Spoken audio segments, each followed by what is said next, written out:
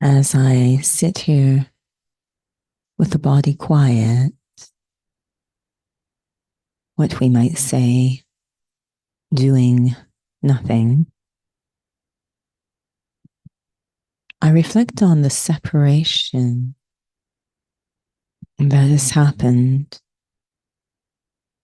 in my day to day life,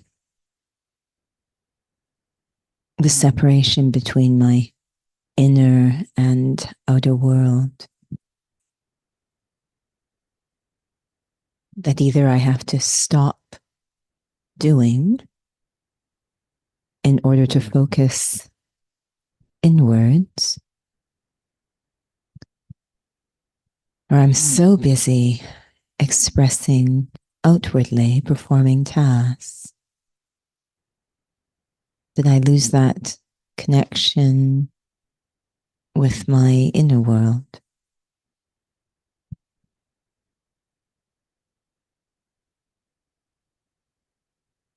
as if living two separate lives.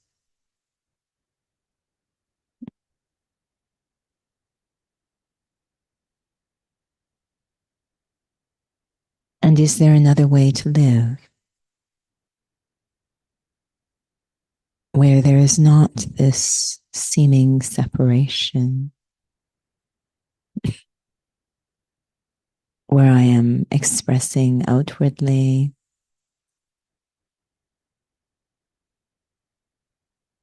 and yet I feel very connected to my inner world,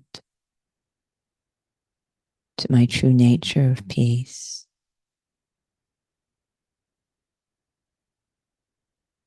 A simple starting point is just to sit here quietly, but with the eyes open. The physical senses, the ears and eyes are open, but I am not pulled outwards to such a degree that I disconnect with my inner world.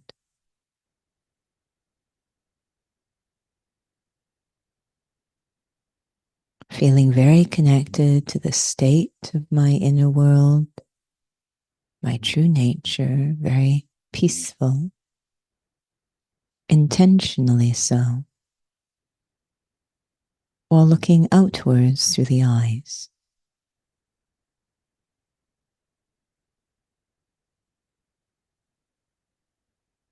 I observe myself as I experiment,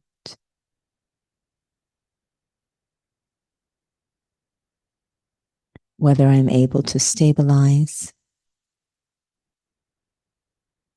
to remain engaged. Does my mind wander? Or can I hold this delicate balance, being very sensitive to my inner world, being aligned with my true nature of peace, while looking out on the world of action and time and sound, interacting through the eyes with the physical world.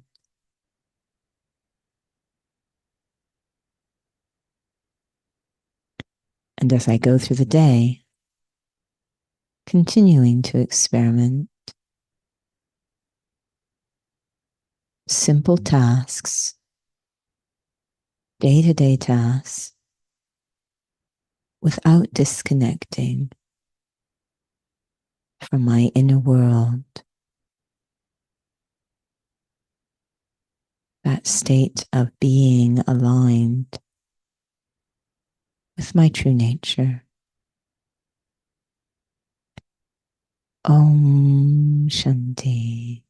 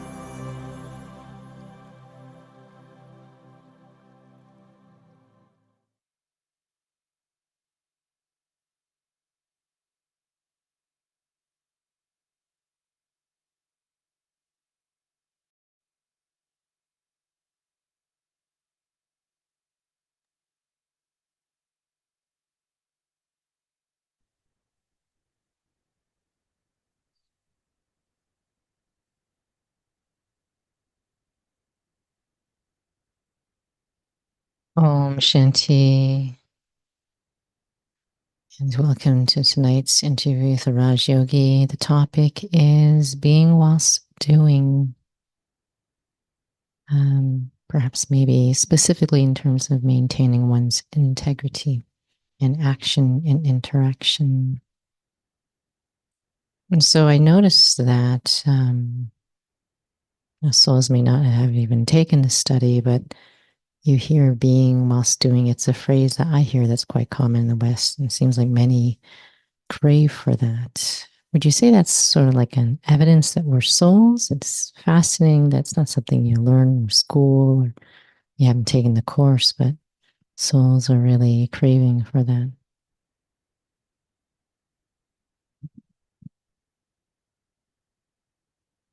Om Shanti. What I sometimes feel when I hear that is that the doing is being used to capture that feeling of busyness, frenetic, racing, maybe heaviness. And so that's the doing. And then the being is more the feeling of easiness, lightness, calm, peaceful. So it's almost using the words to replace qualities. And so what it actually is suggesting is that there's this pull inside that we crave for peacefulness. And so we say on the weekend, I can just be, I don't have to do anything, that it's representing some kind of imbalance, if you will, that we crave this state. So what's happening? Should we need a weekend really? Why has doing or task started to get connected with busyness and speed and freneticism, and there can't be this kind of feeling?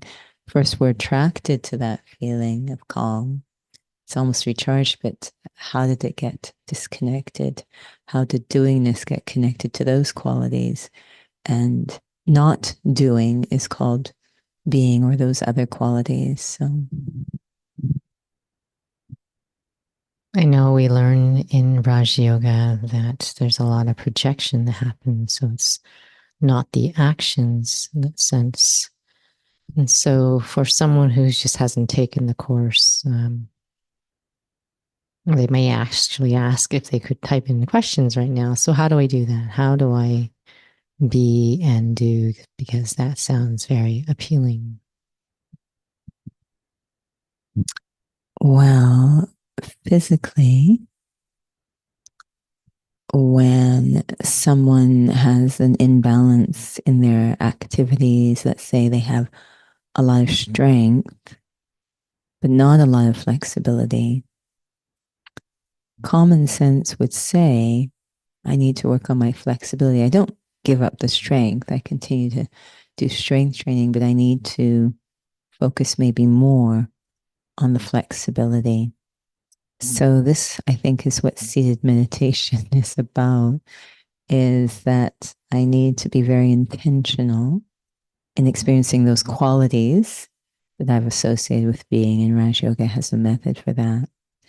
And seeing then if it starts to naturally flow into my states of doing, just as if I have flexibility and I work on it, it would start to show up in my strength work. The way I'm doing strength work would begin to be different because I'm focusing on that imbalance. Now, using this physical parallel, have you noticed? Well, of course, just using that analogy first before we bring it to spirituality. Have you noticed that there are certain exercises that seem so isolated that they never do flow over?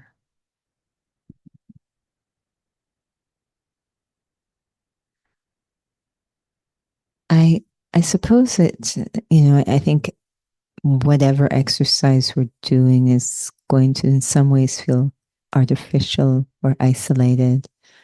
Um, and yes, it is a matter of choosing the exercise carefully, and more importantly, making sure it's executed properly, which will be a challenge.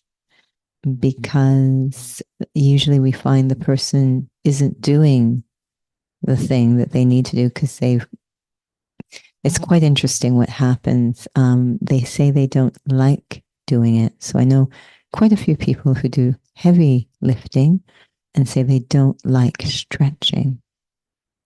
However, there comes a point where either their performance is suffering or they have an injury where they have to do the thing they perceive they don't like. The reason they don't like it is because it's so rusty that it just feels so awkward. But as they work with it, and it definitely, I think, as they become more comfortable, I think it must start to flood over into their performance. The moment they start to see that, which we call attainments, then they start to be pulled towards it more and more. So isolating things isn't really the issue. It's whether there's some sort of meaning, it's purposeful or it's attainments. The person has to want to do it for it to be sustainable, really, and for them to be able to do it and refine it, be bold to make it more and more accurate. Because I'm not saying there's an embarrassment issue, but there's a egoless issue to doing things that we don't feel as good at. And so I kind of have to get over that. That's really what's making it uncomfortable, is that I'm just not, it's rusty. I just don't feel good at it. So kind of have to, the positive feedback or the positive rewards from doing it need to kind of override that awkwardness for me to continue on my own. So, in terms of spirituality, it's an interesting point you're mentioning because I'm just wondering if, because one of the things in terms of isolation is closing one's eyes in meditation. And I don't know if it's a habit or if it's some sort of inner resistance. Of course, we're not here to convince anyone or make anyone to have their eyes open, but that in terms of making that transition for it to be sustainable, especially with this topic in terms of being while doing, because we can't stop doing and you can't really do anything with your eyes closed. Yeah, I think that there must be this inner wisdom that kind of knows the problem but doesn't realize we know the problem, that we've lost mastery over our physical senses. So, because it will require a level of mastery to be able to focus inwards, even. So we almost intuitively, by reflex, try to close the senses. So we try and reduce the noise. We can't actually close our ears. We could plug them. And I do know people who actually do that. But we want to close the eyes, close the ears, remove, we don't want any smells, We really try to remove all of this sensory feedback because of the separation between being and doing. We try and remove that because that bridge between the world of being and doing is our physical senses. So we try and close that. It must be some inner, reflex to try and get that feeling of being, of connecting to that inner peace, which we're using synonymously with being. So, and that's not going to be sustainable in my data. It's going to continue to separate. So even the simple act of let me have open-eyed meditation. We've visited some centers in the world where there's so much noise. They're just on very busy, streets, and they have the windows open, and they're not going to close them. So these are great opportunities to start to look at. I think that is functional. I think that will sort of bleed over into my day-to-day life if I can master those little moments. Do you recall what your experience was like when you first came into Raj Yoga? I don't know if it was invited at the very beginning of practicing keeping your eyes open for meditation? What your experience was? I've actually noticed, and I would never generalize, but it's quite a high percentage of students that came in the earlier days who just meditate with their eyes open. And it's actually the later generations, more and more, are closed eyed. It was definitely taught, it was very clear. It was the way the meditation tool was described. It's open eyed meditation. Now we're far more gentle. We suggest they do it. But it was almost a feeling of if you're doing the meditation connected with Raj Yoga, your eyes are open. So, and you'll sort of see most of those in the older generations. It's very natural for them.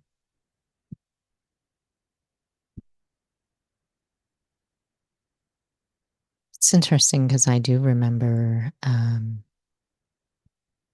first day, actually, first 2 days, as if it was yesterday, the very, very first course, the first class, and was invited to keep the eyes open. And it was noisy, in that sense. But I trusted, or it was just like, okay, know. And it's the reason why I was also asking in terms of what we're talking about being versus being while doing. I was wondering in terms of what your experiences, or if you have thoughts to share in terms of there's the eyes, but also the dialogue inside in terms of being whilst doing. Definitely the inner eye is far more important, that that be open. And that's connected to that inner dialogue. Um, what we're actually doing when we say meditate is we are remembering. So I master the art of remembering when I'm seated. I develop that muscle, and then I want to continue that art of remembering as I walk and move around. Now, remembering is very easy for us to do. People are remembering all the time when they go through their day-to-day life. It's very natural, easy for souls to remember. They remember people, they remember things they have to do, they remember events that happen. Remembering is not difficult. The problem is that's all physical stuff. We're now being asked to remember spiritual, invisible, subtle, incorporeal things. So we have the capacity to remember while moving around. I now want to remember my spiritual identity, my spiritual home, my spiritual parent, my spiritual nature. I want to remember this. And remembering also means there's an experience with it. So I can remember a trip I took when I was 20 and I will feel it. I don't just have some ideas, I actually feel it, I experience it. So I want to experience, through remembering, experience these eternal, invisible, spiritual things while I'm moving through the physical world. So we don't have a problem remembering while we're doing things, but the newness is remembering things that are not physical. Oftentimes, at least in this particular study of Raj Yoga, we are reminded it's about awareness. And of course, everyone is different and where they start from and what bridges they need to take. But is it possible to get stuck? I know in the way I'm answering my own question, but perhaps maybe it's just about this dialogue of like visualizing something. Um, in terms of, because it's very specific, you're talking about remembering that I'm a soul, and there are probably many souls out there, but I have zero memory. I'm a soul. So how on earth is that going to work? But at the same time, if I were to ask you, do you remember what you had for breakfast this morning? And maybe some just, I don't remember, but you can very clearly tell internally if you just make something up in your mind versus that recognition. Oh, yes, I do remember. Like, to be able to discern, like, am I really practicing that I'm aware I'm a soul, or am I just imagining something? It seems like a slippery slope. Yeah, it could just be imaginary. The interesting thing about if it's the real deal is there's power connected to it.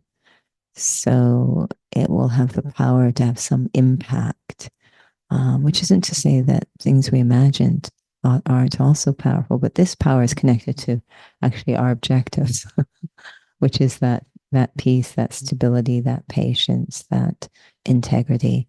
It's actually empowering those things that we've been seeking rather than escaping and thinking that something is going on. So we do live in a world which is very digitally inundated, and you don't even have to use your own imagination. You can be distracted through many, many means. Um, that's a momentary pause, but there isn't any transformation. So there will be this starting to happen in my life if I'm really connecting to the truth rather than just imaginations. There will be some sort of transformation. So then, connecting full circle to this topic of being whilst doing, it was just in terms of for those in regular class about having faith that I am a soul whilst in action, or consider myself to be a soul whilst in action. Those are very specific words. Again, not about the diction as much as what do you feel that one needs to be doing inside for that to be a meaningful endeavor? I am so sorry, but we're kind of starting to come into that conversation about timing because what mostly is going on is a lot of letting go. And that happens at a certain time for every soul when they just aren't interested in continuing the way their life is continuing. So they're ready for something new, for something different. Um, so that's, and so it will be far easier to let go because I'm actually interested in opening up to something different, letting go of the old. So lots of letting go. I know it's frightening to think of letting go. So it helps if I don't really want to hold on to that particular way of thinking about myself anymore. Well, tonight we're going to try to honor our uh, our timing, and so we'll have a little reflection.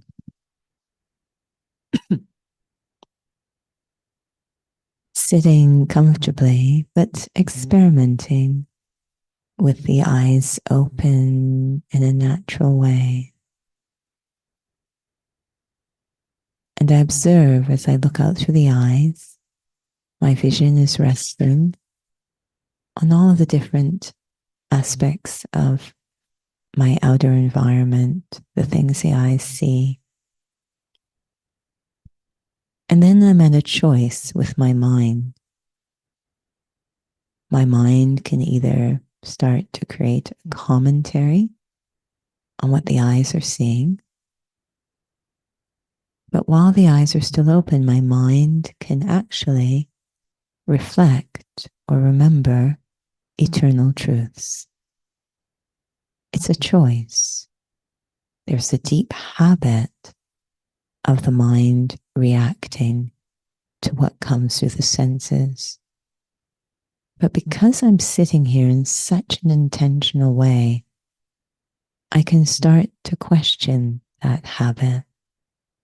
Yes, my eyes are open, resting on different physical aspects of the outer world, but I can see that I can actually think about something else while my eyes are open. I can think more deeply about who I am while my eyes are open. That I am this thinker inside. I am the one observing through the eyes. I am this still, quiet being inside, shifting my reference from which I observe. Let me focus on just this small exercise or shift. while my senses are open and operating, my mind making choices. What will I think about? Will I react to what comes through the senses? Or will I focus on those eternal truths? Om Shanti.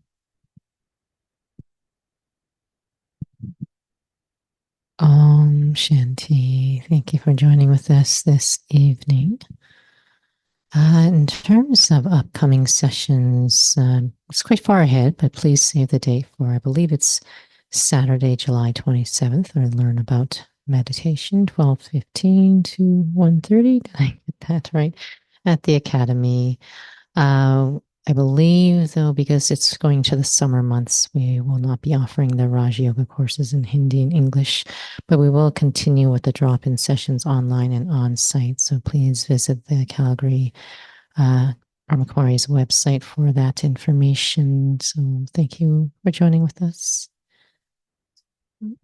Oh, yes, public Raki. We do not have an invitation ready yet, but save the date for Friday, August 9th. And so I believe it would probably be like a 6:30 to 8:30 program in the evening.